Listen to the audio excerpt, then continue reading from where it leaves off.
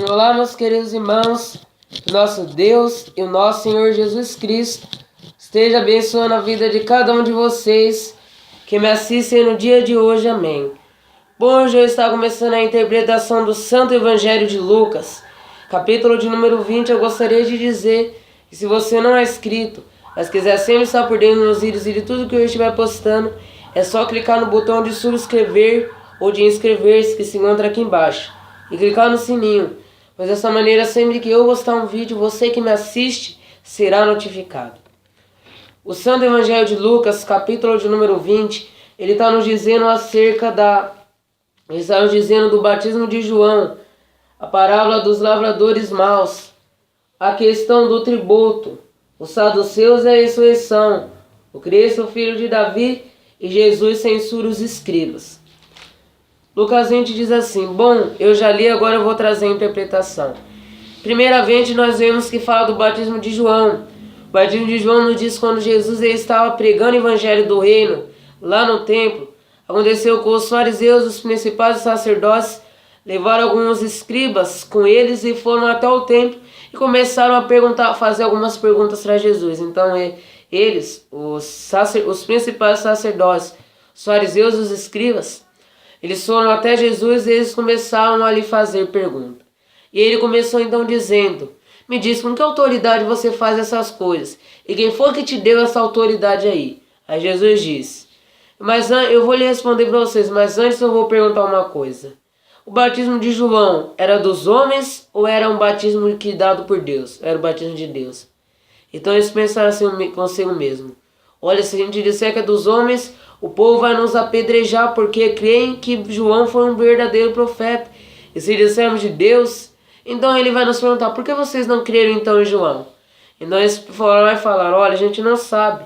E aí Jesus falou: também eu não vou te dizer com que autoridade eu faço estas coisas. Primeiro ponto então fala do batismo de João. Depois logo em seguida fala da parábola dos lavradores maus. Porque nós vemos aqui que havia um homem, dono de uma vinha. O que ele fez? Ele arrendou a sua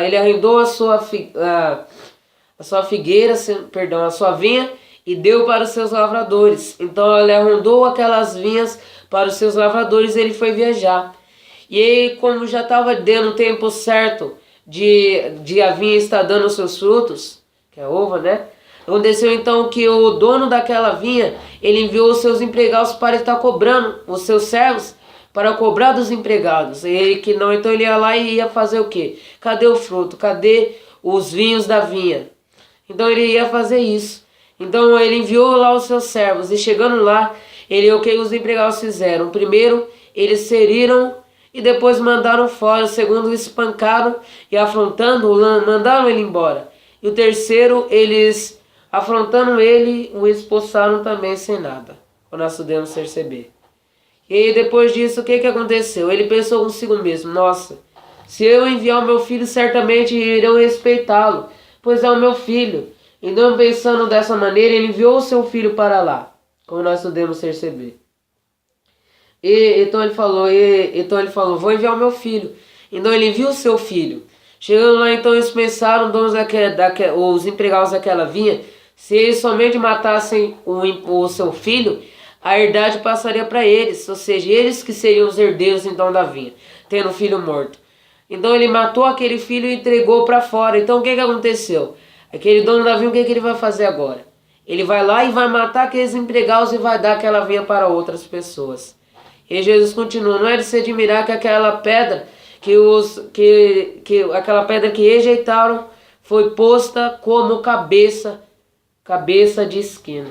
Aquela que os edificadores rejeitaram foi posto como cabeça de esquina.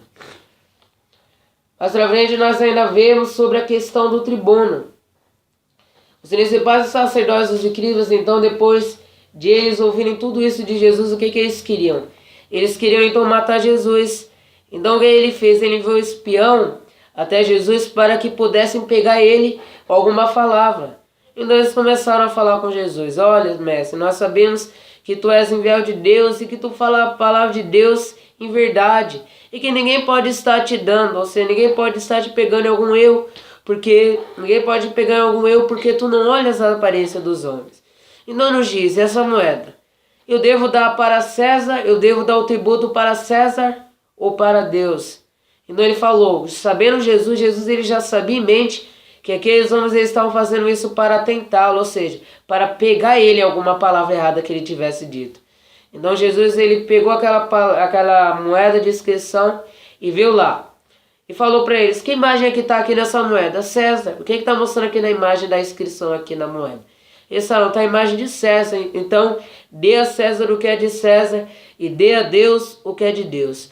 Então eles falaram, respondeu bem, mestre. Eles não ousaram perguntar mais nada para Jesus. Depois ainda aconteceu falando dos saduceus e a ressurreição. Os saduceus eles não criam que havia alguma ressurreição. Então eles perguntaram, mestre, Moisés ele nos disse, se tiver um homem e ele morrer sem ressuscitar, sem estar gerando algum filho com a sua esposa, ele deve então, a sua esposa deve se casar com seu irmão, para que então ela tenha filhos com seu irmão. Então aconteceu o que aconteceu então? Eles começaram uma parábola falando, mestre, havia um homem e ele tinha uma sua esposa, ele morreu e não deixou nenhum filho, então ele passou a sua esposa para o seu irmão. E ele morreu e não teve nenhum filho. E assim aconteceu com 7 irmãos, todos morreram. E aconteceu que a mulher também morreu. Senhor, na ressurreição dos mortos, quem é que será o marido dessa mulher? Quem é que será o marido dessa mulher? Então aconteceu que Jesus ele respondeu, na ressurreição não haverá mais esposos, porque nesse mundo eles casam e eles se dão em casamento.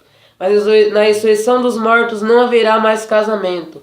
O homem não estará mais se casando com alguma mulher e a mulher não se estará casando com algum homem. Então é isso que nós podemos perceber aqui. Os saduceus e a ressurreição é o primeiro ponto que nós vemos. E aí depois Jesus ainda falou, e como vocês não creem na ressurreição dos mortos, então Jesus ele continua dizendo sobre a ressurreição dos mortos. O que ele nos diz? Ele nos diz assim sobre a ressurreição. E vocês não ouviram o que foi dito, Deus de Abraão, de Isaac e de Jacó? Por que Deus falava que era Deus ainda de Abraão, de Isaac e de Jacó? Porque eles não estavam mortos realmente, eles estavam mortos no corpo material, mas espiritualmente eles estavam vivos. E não é por isso que Jesus falou. Olha, por isso que fala Deus de Abraão, de Isaac e de Jacó. Porque eles estão mortos no corpo material, mas espiritualmente eles estão vivos com Deus. Ou seja, o que nós aprendemos com isso? Aprendemos então que eles não tinham morrido verdadeiramente, eles estavam vivos. E Deus é um Deus apenas de pessoas vivas, por isso que Deus ele falava isso. Então eles não ousaram mais perguntar nada para o nosso Senhor, como nós podemos perceber. E aí nós vemos também que fala sobre o Cristo ser filho de Davi. E ele lhes disse, como dizem que o Cristo é filho de Davi? Fala, por que vocês falam que Davi é pai de Jesus Cristo? E aconteceu, você não ouviu lá o que ele diz no livro de Salmo? Sim, é isso que o meu Senhor falou para o meu Senhor, assenta-te à minha direita, até que eu ponha os teus inimigos por os cabelos de teus pés. Ora, se não Davi é pai de Jesus, por que ele falou então, meu Senhor? Então aí eles não ousavam perguntar mais nada para Jesus. E ainda nós vemos que Jesus ele nos diz sobre Jesus censura os escribas, que ele nos diz assim, quando ele fala essa parte ele nos diz dessa maneira, sobre ele censurar os escribas. Então ele começa dizendo sobre a censura dos escribas, guardai-os os escribas porque eles são hipócritas, eles querem os primeiros lugares nas sinagogas, os primeiros lugares nas praças, e eles gostam de ser chamados de mestre. Eles gostam então de receber as saudações nas sinagogas e ser chamados de mestre. E eles também gostam de estar usando roupas formosas e bonitas. E eles também vão até a casa das viúvas. Eles fazem longas orações com pretexto para roubar o seu dinheiro. Guardai-os deles. Em verdade vos digo que no dia do juízo final haverá mais consequência para eles do que para outros. No juízo final a sua consequência será maior. Como nós podemos ver aqui. Eles receberão maior condenação. Bom, é isso que eu gostaria de dizer nesse vídeo. Se gostou, clique no botão de gostei. Se quiser compartilhar nas redes sociais, clique numa seta no canto superior direito.